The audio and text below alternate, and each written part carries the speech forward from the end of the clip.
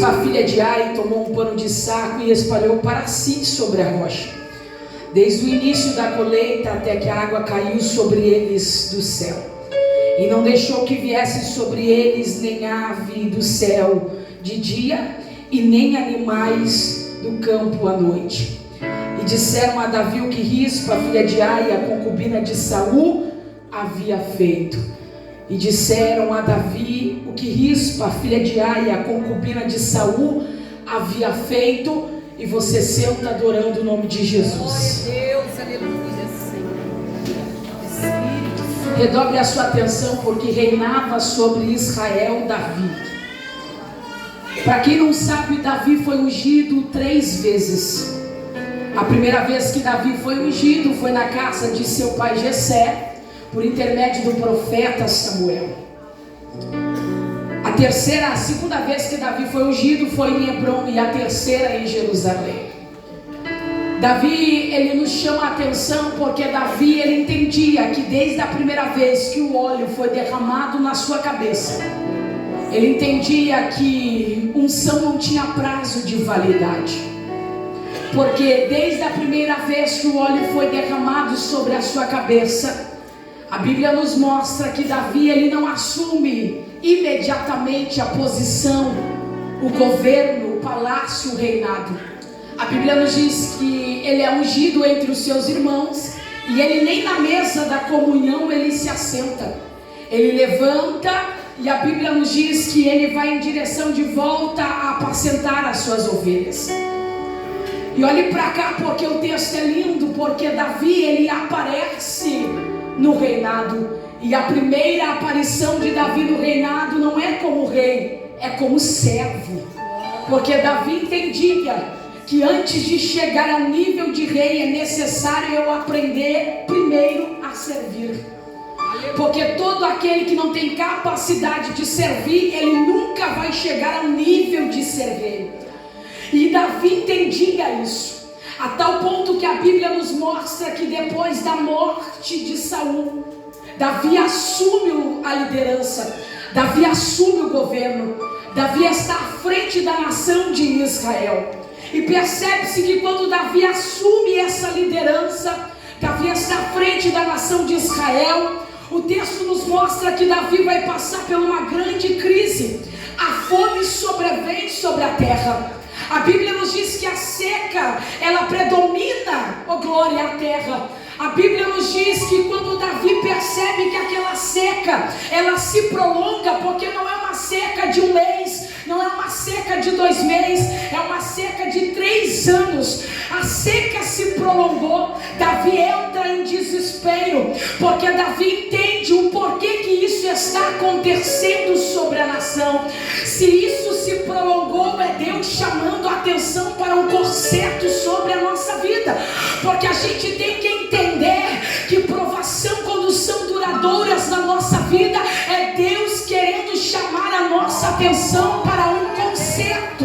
Oh glória, Davi é aquele que era homem segundo o coração de Deus, e por ser homem segundo o coração de Deus, ele entendia: algo não está normal, algo não está bem, algo saiu fora dos quadros, algo, aleluia, precisa ser consertado. E é o que Davi vai fazer nesse cenário, porque Davi entende, a crise se prolongou, são 3 anos de seca, e Deus não faz nada, e Deus não se manifesta.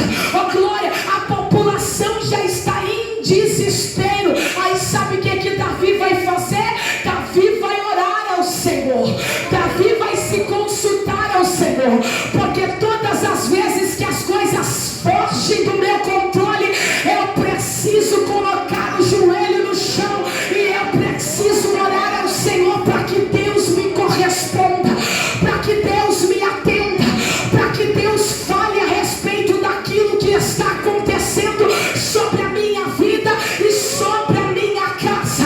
Davi vai orar, mas olhe para cá, todas as vezes que eu entro para o campo de oração, eu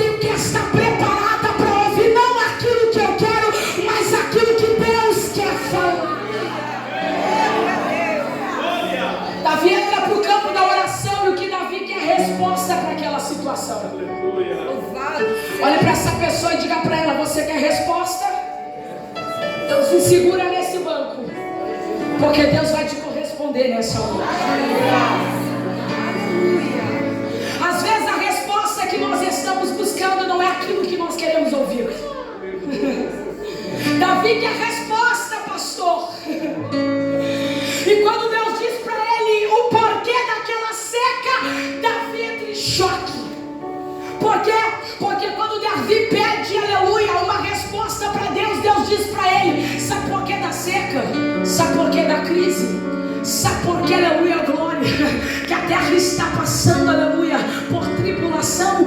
Porque há uma aliança quebrada. E eu entendo que Deus não prospera ninguém com aliança quebrada. Eu entendo que Deus não honra ninguém com aliança quebrada. Eu entendo que para a honra de Deus chegar é necessário um conserto na nossa vida. Oh glória, quando Deus fala aquilo para Davi, Davi talvez olha para dentro de si e Davi vai fazer uma autoanálise. Davi talvez vai se questionar dentro dele e vai dizer: mas eu não estou com aliança quebrada. Mas Deus faz Davi entender qual é a aliança que precisa ser consertada. Porque Deus traz uma aliança do passado para ser consertada no presente. Porque Deus não deixa nada embaixo do tapete.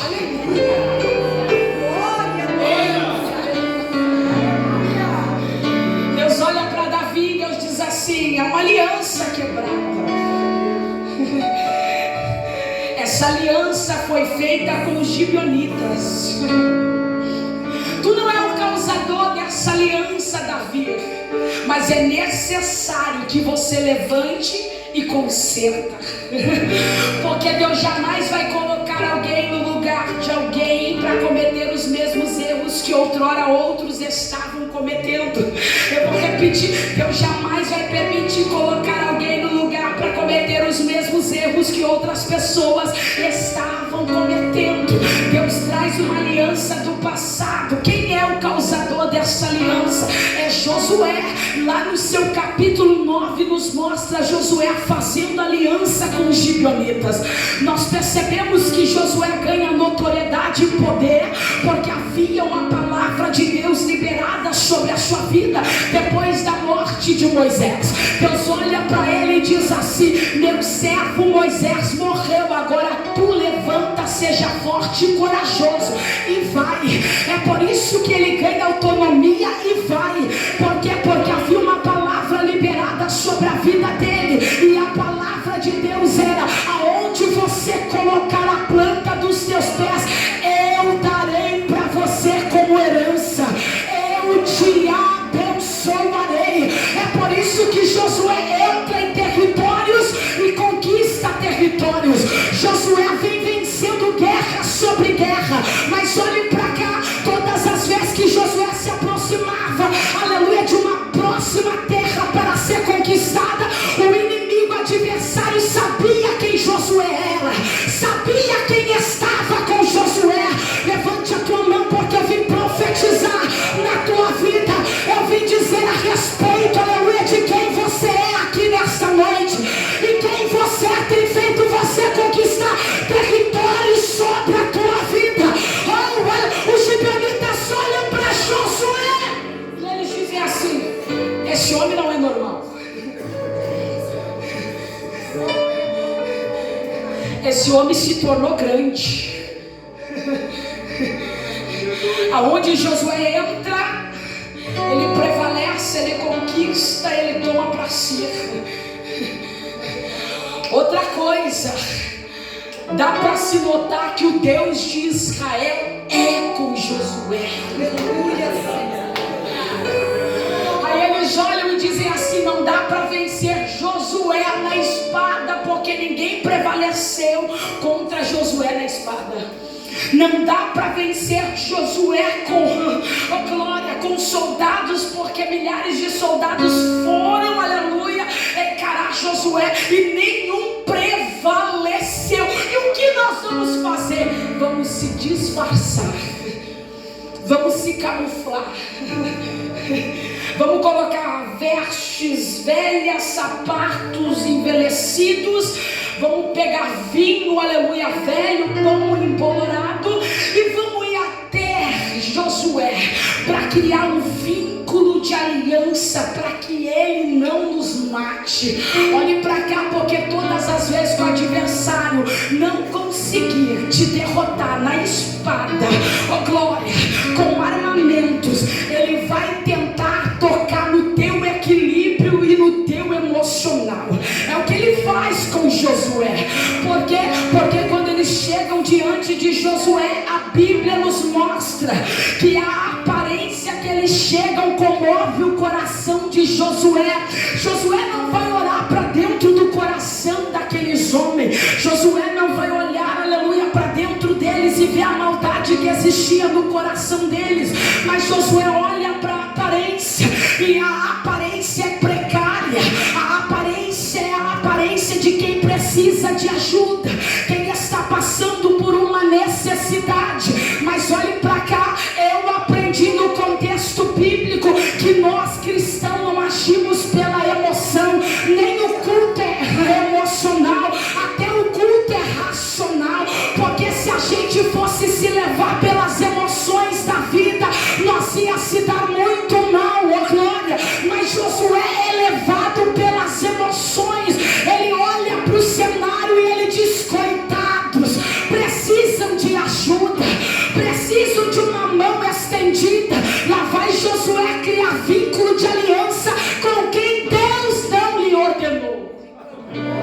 Olha para essa pessoa, diga para ela: para de criar vínculos com quem Deus não ordenou.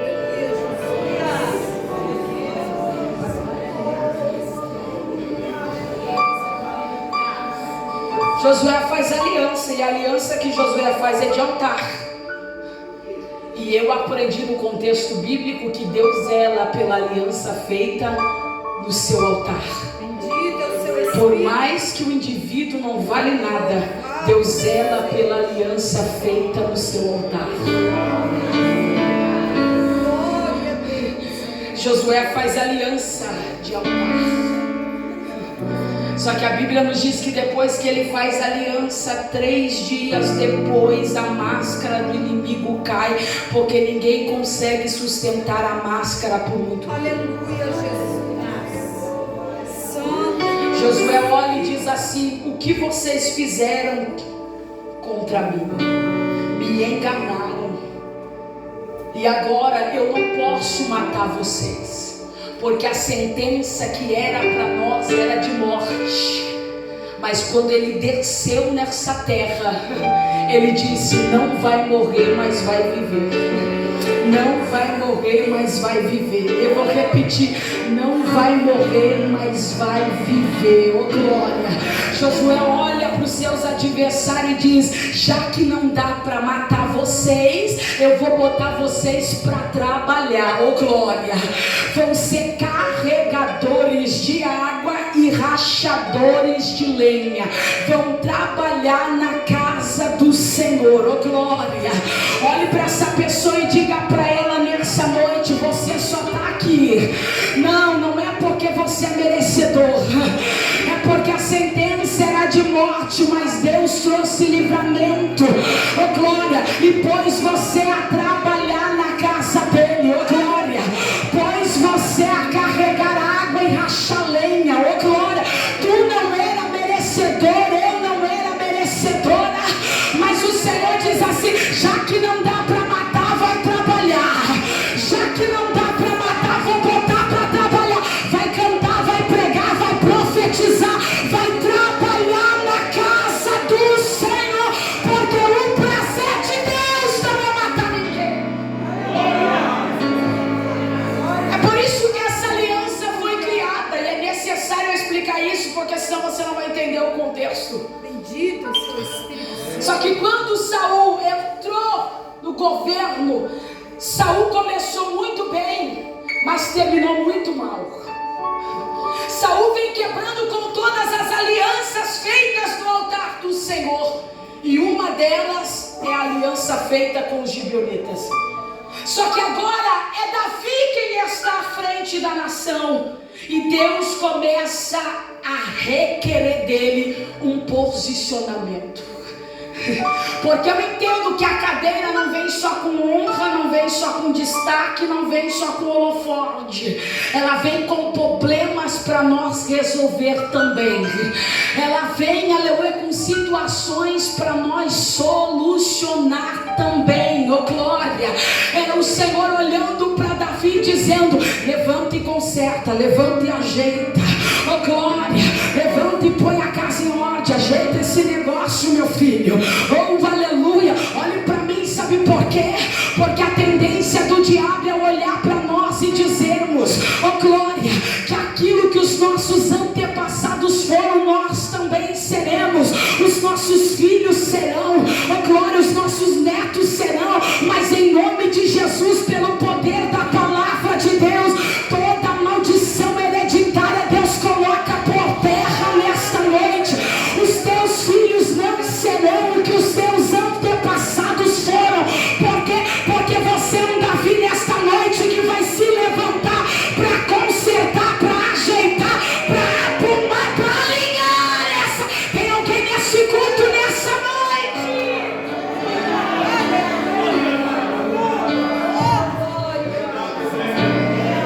Senhor olha para Davi e diz: levanta e conserta, levanta e ajeita esse negócio. A gente é muito bom em ouvir, mas péssimo em obedecer. Davi ouve, Davi enche o coração para aquilo que o Senhor havia lhe dito. Davi está disponível a consertar, mas Davi não pergunta de que jeito, de que maneira, de que forma. Como devo falar, como devo me importar, como devo chegar a Davi. Enche o coração e vai na emoção. Quantas das vezes Deus pede conserto para você e você age na emoção, sem pedir uma direção de como você deve falar, de como você deve se impor, de como você deve se comportar. Davi vai. Davi chega nos anciões dos gibeonitas.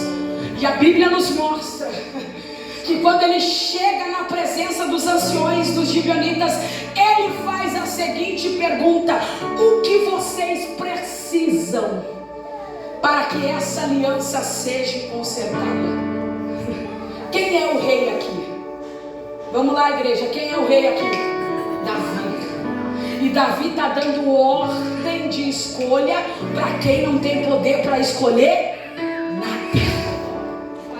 E aí está o nosso mal. Sabe por que as guerras? Porque Deus coloca a gente à frente da liderança e a gente dá poder para escolha para quem não tem poder para escolher nada. Davi chega e Davi diz assim: o que vocês querem para que essa aliança seja consertada?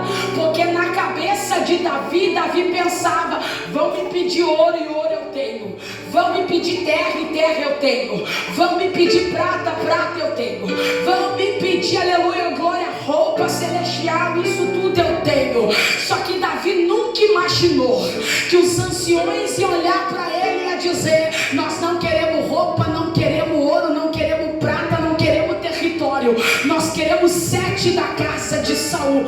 Davi entra em choque. Davi diz o quê? Nós queremos 7. Segura no teu banco que a palavra é forte, mas no final Deus vai descer um bálsamo. Nós queremos 7. 7 é o número da perfeição, mas aqui não tem nada de perfeito. Quando eles dizem nós queremos 7, eles estão dizendo: o mesmo sangue que o nosso adversário derramou dos nossos será derramado dos deles. Nós queremos 7. Por quê? Porque nós temos um grande ditado verídico no nosso estado que é: quem fere com ferro será ferido. Mas crente não age desta maneira, crente não age desta forma. Não. Porque eu me lembro do menino sonhador que foi vendido pelos seus irmãos, mas quando Deus deu a oportunidade de rever a sua família, a glória de reencontrar com a sua família, ele se esconde no canto para chorar, porque ele não aguenta, aleluia, glória, as emoções dentro do seu coração, porque ele dizia consigo: eu pensei que nunca ia rever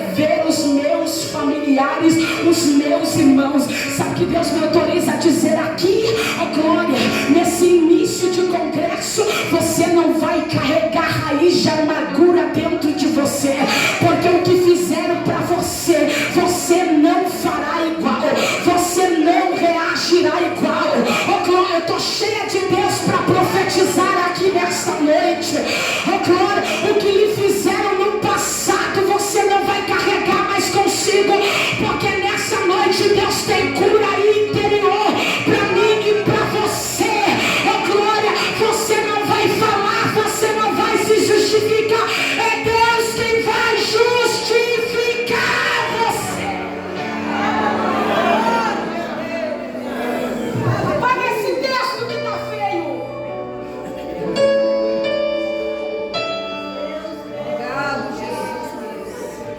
Ah, mas tu não sabe o que fizeram, mas eu não sei, nem quero saber. Uma coisa eu tenho e eu trago base bíblica para você. Aquele que toma um tapa em uma face e oferece a outra, fica em silêncio, aquieta o teu coração, Deus terá resposta para você.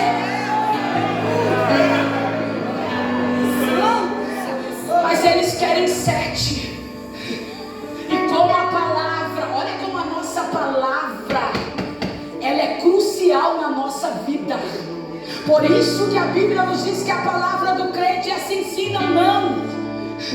O rei lança a palavra, o que vocês querem? Quando eles pedem, o rei não pode voltar mais atrás, porque o rei deu a oportunidade de eles pedirem aquilo que eles queriam.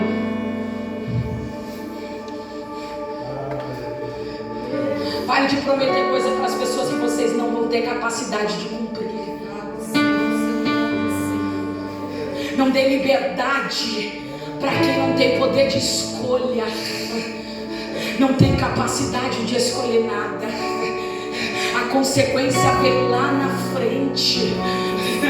O poder de escolha, de decisão está nas tuas mãos. Não deixe que ninguém tome. Aleluia, escolha por você, decisão por você. Não deixa que ninguém reaja por você. O domínio desta casa está nas tuas mãos. O domínio desses filhos estão nas tuas mãos. O domínio, aleluia, desse casamento está nas tuas mãos. Essa empresa Deus colocou nas tuas mãos. Não deixe que ninguém fale por você. Não deixe que ninguém tome atitudes precisas, aleluia, sobre você. Não dê poder de escolha para quem não tem poder para escolher nada. Foi Deus que colocou você à frente, então reaja.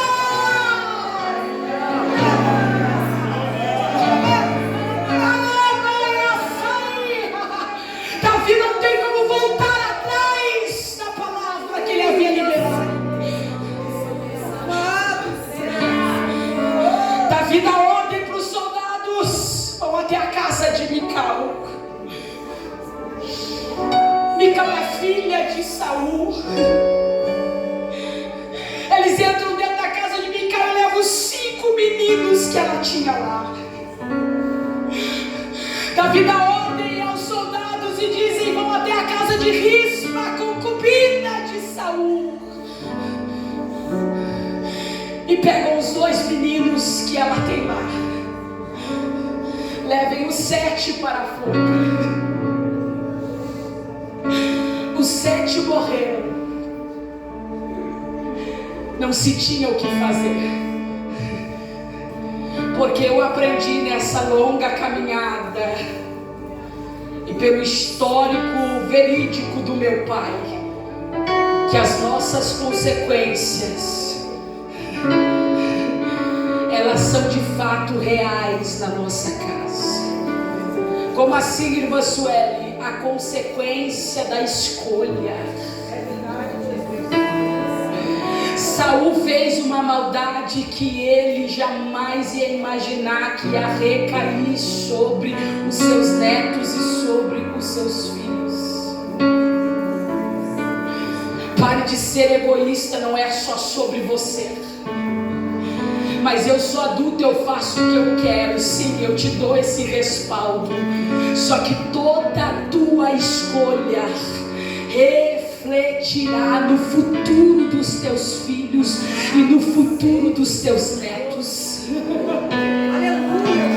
Quando meu pai saiu de casa, quando eu tinha 10 anos de idade e passou a morar na rua, a usar crack, e até os dias de hoje nunca mais voltou para casa. Ele jamais imaginou que a escolha que ele estava fazendo para si recairia sobre toda a minha casa.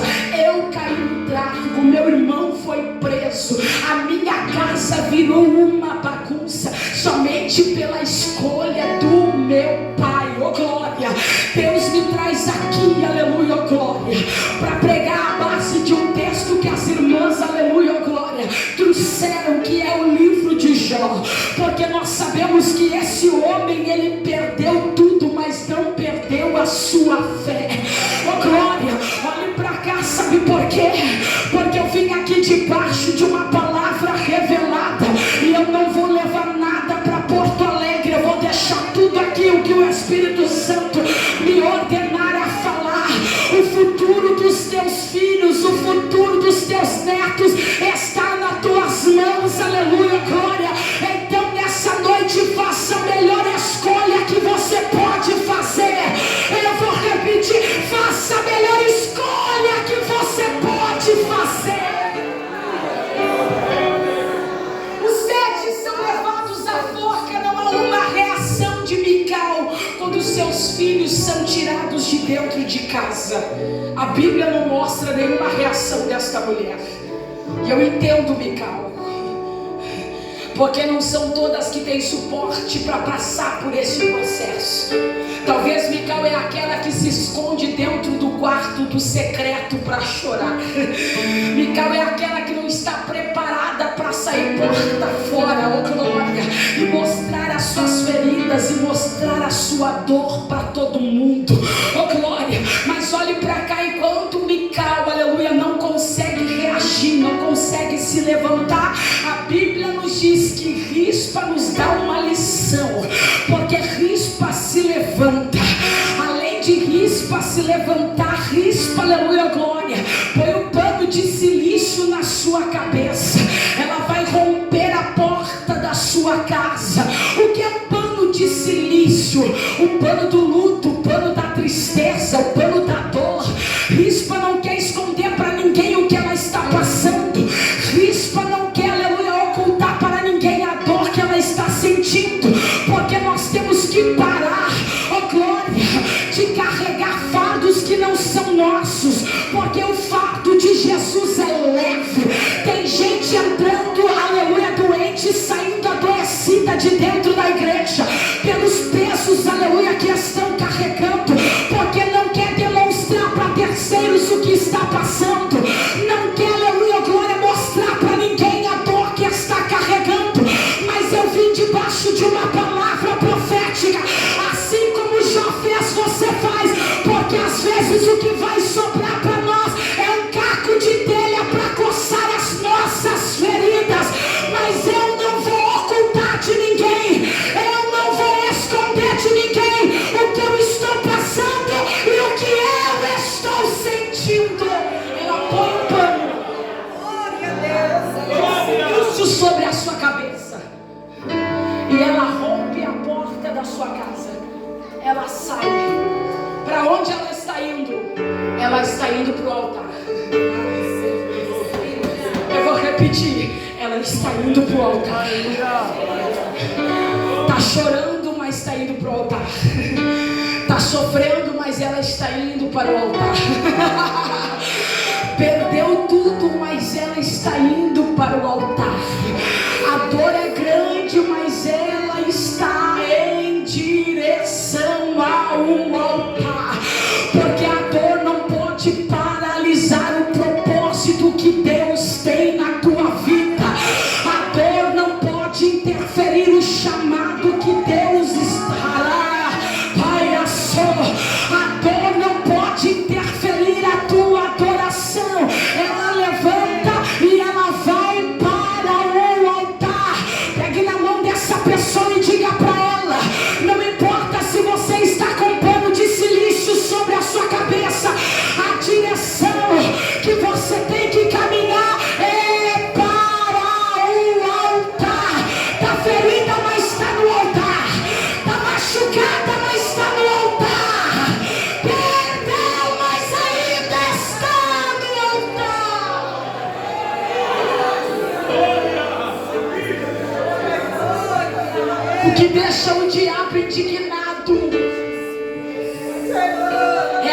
nossa devoção para quem nos chamou.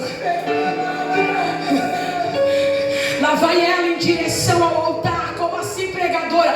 Porque aonde colocaram os meninos, aonde enforcaram os meninos, havia ali um altar.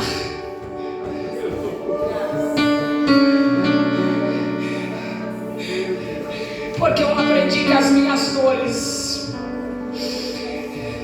elas têm que ser postas sobre o altar. As minhas perdas, elas têm que ser postas sobre o altar. Chegando no altar, sabe o que essa mulher encontra? Uma rocha,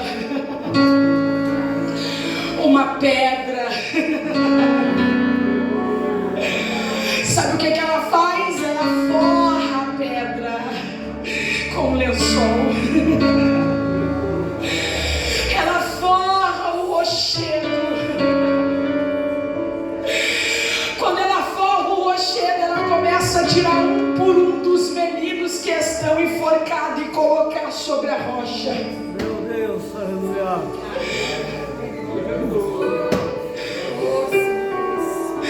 Porque a palavra do Senhor diz que a igreja, e quando eu falo a igreja, eu não falo dessas quatro paredes, eu falo de mim e falo de você. A igreja que está firmada sobre a rocha, a porta do inferno não prevalecerá contra a igreja do Senhor. Rispa entendia isso.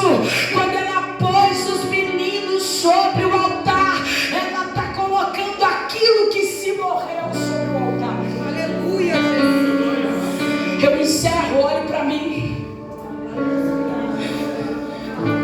A atitude dessa mulher é extraordinária. E eu me lembro da mulher do livro de 2 Reis, capítulo 4. Rica, possuía tudo, mas não tinha filho. E quando Deus deu um filho para ela, o filho é trazido com uma forte dor de cabeça. Ela põe o menino sobre os seus joelhos e o menino morre no seu joelho, porque tem coisa que morre com a gente orando.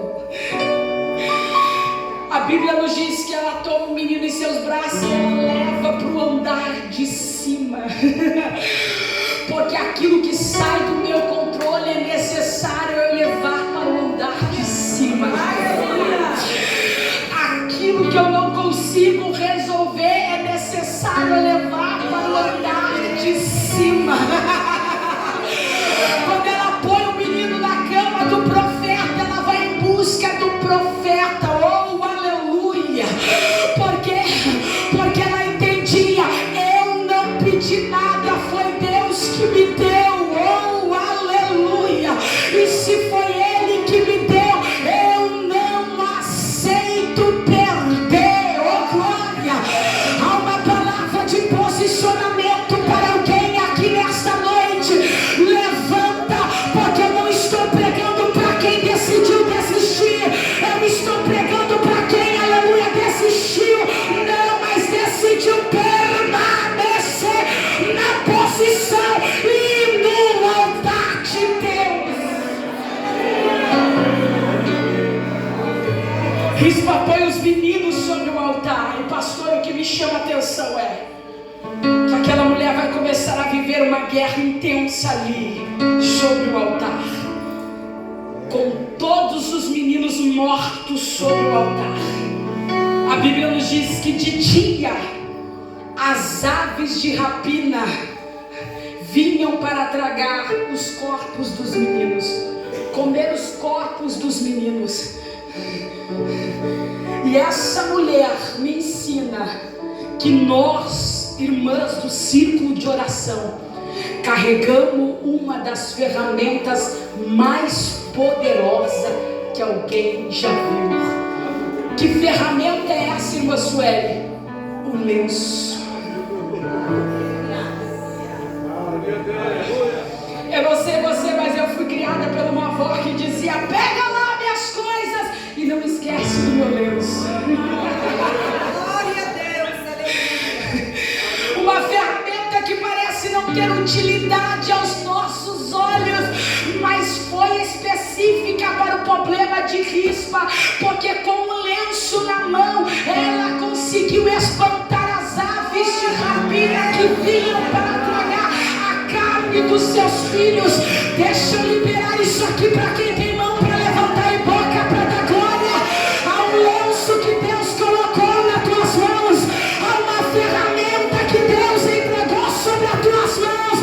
Esse lenço aqui tem utilidade, esse lenço aqui tem utilidade.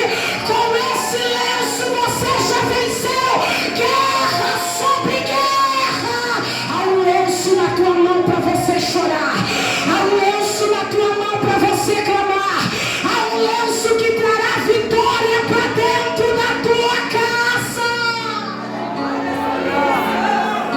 Cadê o lenço que Deus te deu?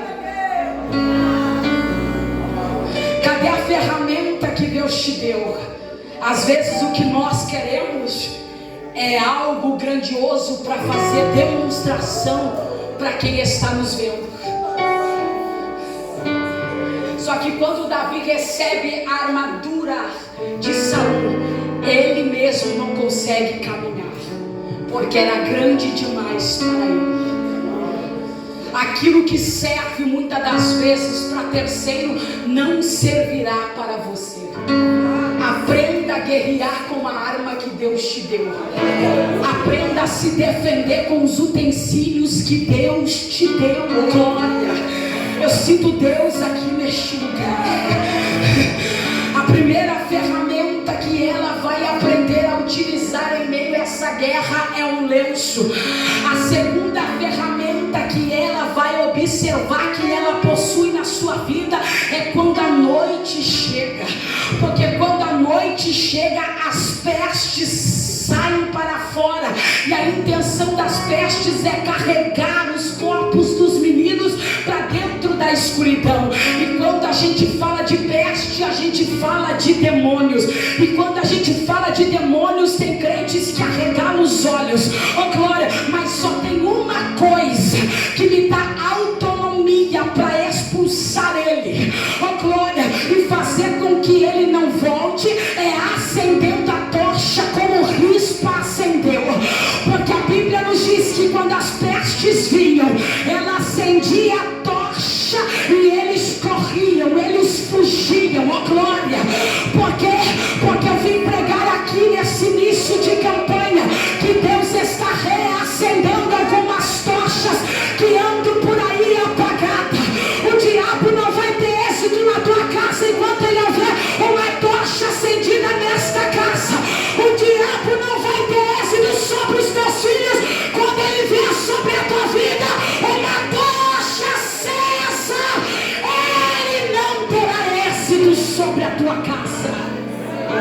Olhe para essa pessoa, diga para ela: enquanto a tocha estiver acesa, o inimigo não terá êxito sobre a tua casa. Nunca vi expulsar demônio com a tocha apagada?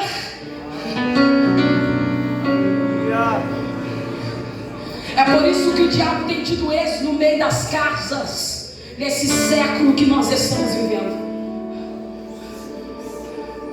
Porque o fogo, a chama se apagou dentro da nossa casa. É por isso que Deus traz a parábola das 10 dracmas. E perdendo uma, ela levanta, acende a candeia, põe fogo na casa, traz luz para casa, traz iluminação para casa. Porque quando a luz torna a brilhar dentro da nossa casa, a gente consegue recuperar muita coisa de valor dentro da nossa própria casa. Eu encerro essa mensagem dizendo para você: Rispa só permaneceu ali porque Rispa carregava consigo um propósito. Foram 6 meses espantando aves de rapina de noite e pestes, aves de rapina de dia e pestes de noite. 6 meses. 6 meses com pessoas passando e dizendo para ela: Rispa, vai embora, não se tem mais o que fazer, acabou, já morreram. Só que Rispa carregava dentro de si: os meus filhos não são filhos comuns. Oh, glória. Os meus filhos carregam sangue real. E se os meus filhos carregam sangue real, eu não aceito que os meus filhos morram nesse estágio, desse jeito. O que Rispa está dizendo é: eu não aceito esse final para a minha história. Você pode mudar o final da tua história se há sobre a tua vida um posicionamento. Rispa permanece ali até Davi voltar da guerra, porque Davi dá ordem para matar os meninos e vai para a guerra. São 6 meses e Davi não volta. E Rispa está ali sobre cadáveres que já estão em decomposição, que já cheiram mal. Aí a Bíblia nos diz que quando Davi volta, alguém vai dizer: lembra daquela mulher que tiveram os seus filhos tomados de dentro de casa e enforcados? Uma delas está lá sobre o altar, com 7 meninos sobre o altar. E o que ela quer? Ela quer a honra de poder sepultar os seus filhos dignamente. Ela não abre mão da honra na sua casa. Não é nada sobre ela, é sobre a honra da sua casa. Aleluia. Porque a sentença que o diabo liberou para esta casa hoje vai ter que cair por terra. Alguém vai ter que passar por aquela casa e vai dizer: aqui não mora mais um cachaceiro, mas mora um homem de Deus. Aqui não mora mais uma drogada, mas mora uma mulher, uma serva de Deus. A sentença que o diabo havia liberado para a casa de Rispa era de vergonha, era de desprezo, oh glória, era de desonra. Mas aquela mulher se posicionou para dizer: a minha casa não vai ser conhecida como casa de desonra, mas casa de honra, porque a minha casa carrega sangue real. E se a minha casa carrega sangue real, eu não aceito a sentença do inimigo sobre a minha casa e sobre os meus filhos. Levante a tua mão que eu estou profetizando, oh glória. A tua casa não vai ser conhecida como casa de desonra, mas será conhecida como casa de honra. Alguém vai ter que ver que mora uma mulher de Deus aí. Alguém vai ter que notar que há um homem de Deus aí. Alguém vai ter que perceber que os teus filhos foram criados para a adoração do nome de Jesus. Essa casa não vai ser conhecida como casa de desonra, mas casa de honra. Levanta a tua mão, porque a honra de Deus recai sobre a tua casa. Levante comigo, por gentileza. Aleluia, Jesus. Santo. Sabe o que Davi faz?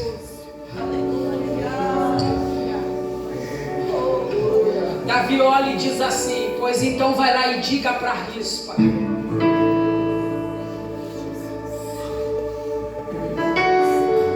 que eu autorizo ela a sepultar os meninos. Mas vai lá e diga para ela que eu trago a ossada de Saul e de Jonatas também. Por que Saul e Jonatas? Porque Saul era rei, mas não teve cortejo, não teve fúnebre de rei. Foi morto, e foi morto basicamente como um indigente, como alguém desprezado, mas era rei. da forma que ele morreu, olha o que o diabo estava fazendo, estava dando sentença também para os seus filhos, para que seus filhos nunca seriam lembrados. Olha o que um posicionamento faz. Olha quando nós reagimos mediante as sentenças que muitas das vezes são liberadas para dentro da nossa casa. Olha como a gente pode reverter sentenças que muitas das vezes são postas na nossa casa. Davi diz para ela, além de ela poder sepultar os seus filhos, ela vai poder também sepultar Saul e Jonatas também. Porque eu entendo, meu pastor, que quando há um posicionamento da nossa parte, até quem não merecia honra será honrado. Eu vou repetir, quando há um posicionamento da nossa parte, irmãs, até quem não merecia honra vai ser honrado por causa da nossa oração, por causa da nossa entrega, por causa da nossa devoção. Eu vim pregar para a Rispa que não, aleluia, deixaram o altar.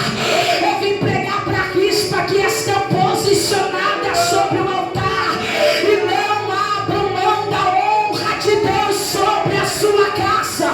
E não abram mão da honra de Deus sobre a sua casa. Cadê você aqui neste culto, nessa noite? Não haverá vergonha, mas haverá honra.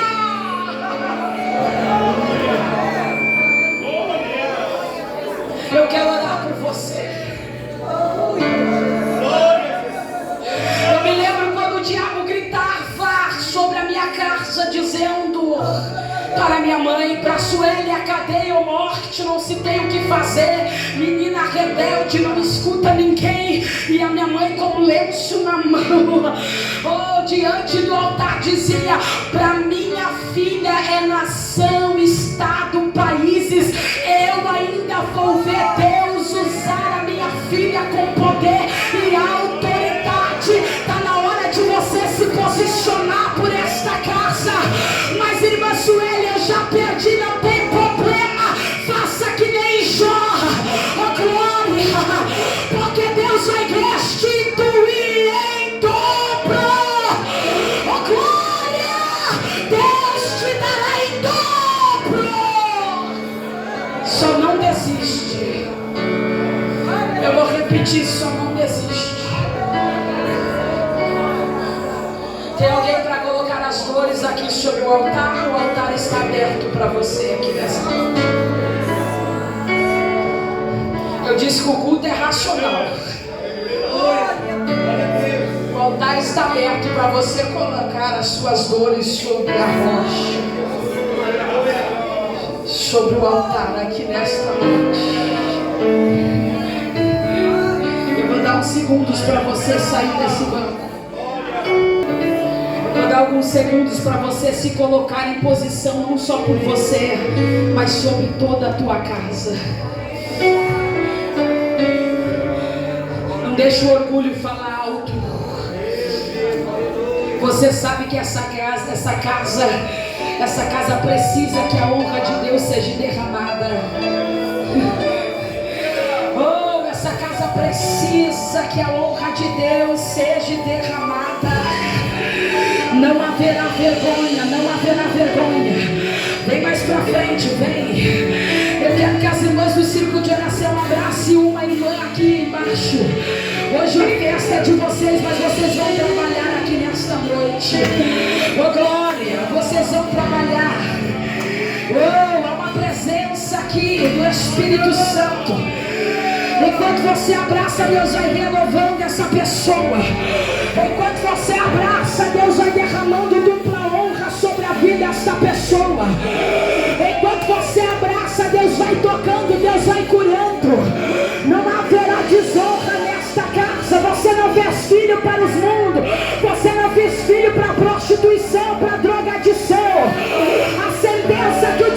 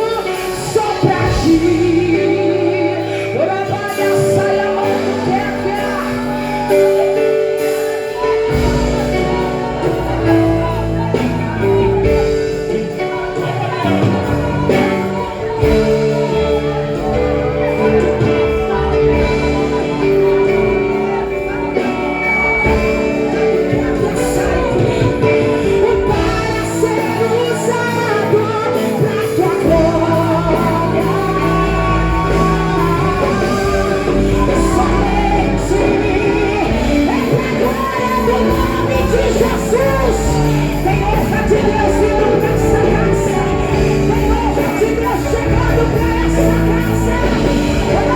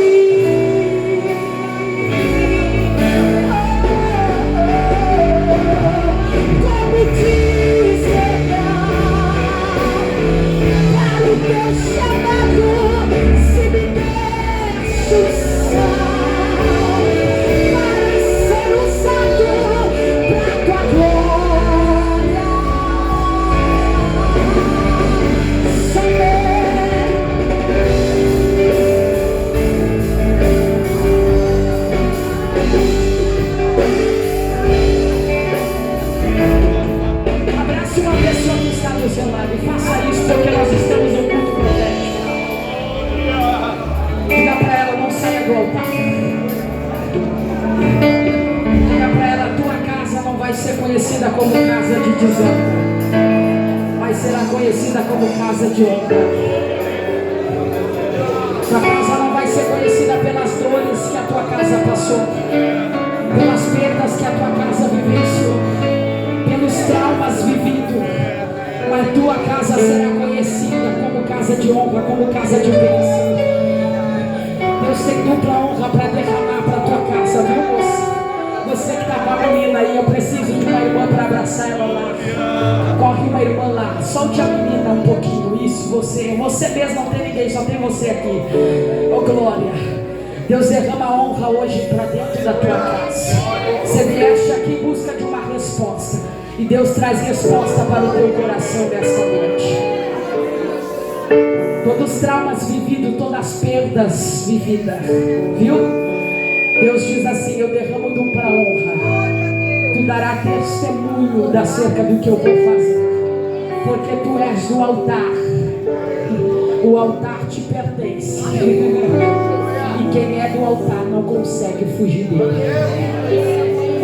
Nascida, escolhida e separada, Deus tem uma chamada extraordinária na tua vida, e Deus fará você entender e compreender nessa noite o que Ele requer de você, viu? É honra, diz o Senhor, e não há desonra, é honra. Oh glória, você pode aplaudir.